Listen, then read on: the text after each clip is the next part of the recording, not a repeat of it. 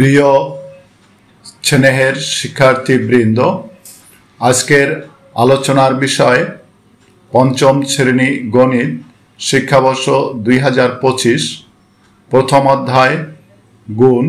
আলোচনার বিষয় গুণ কাকে বলে, গুণের বিভিন্ন অংশসমূহ এবং গুণের সূত্রসমূহ। প্রথমে গুণ কাকে বলে। যোগের সংক্ষিপ্ত রূপকে গুণ বলে, যেমন 4 + 4 + 4 + 4 + 4 = 20।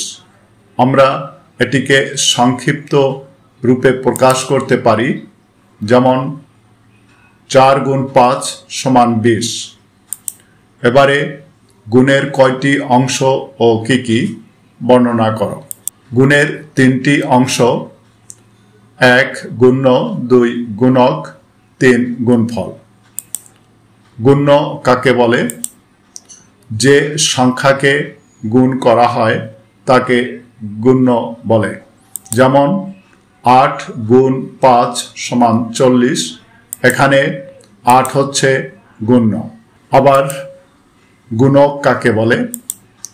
যে সংখ্যা দ্বারা গুণ করা হয় তাকে গুণক বলে, যেমন 8 × 5 = 40।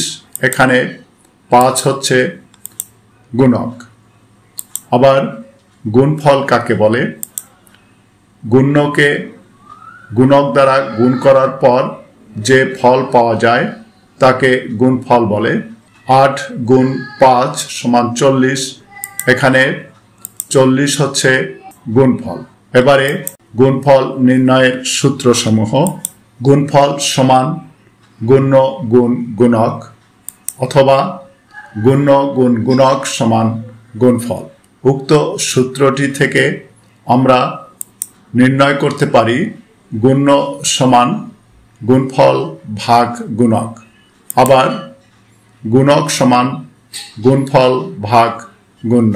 প্রতীকের মাধ্যমে আমরা সূত্রসমূহ লিখতে পারি। চতুর্ভুজকে যদি আমরা গুণ্য ধরি, ত্রিভুজকে যদি আমরা গুণক ধরি এবং বৃত্তকে যদি আমরা গুণফল ধরি, তাহলে চতুর্ভুজ গুণ ত্রিভুজ সমান বৃত্ত, আবার বৃত্ত ভাগ চতুর্ভুজ সমান ত্রিভুজ, আবার বৃত্ত ভাগ ত্রিভুজ সমান চতুর্ভুজ।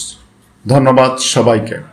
আমাদের পরবর্তী আলোচনার বিষয় অনুশীলনীর গুণ এবং গুণের বিভিন্ন কৌশল।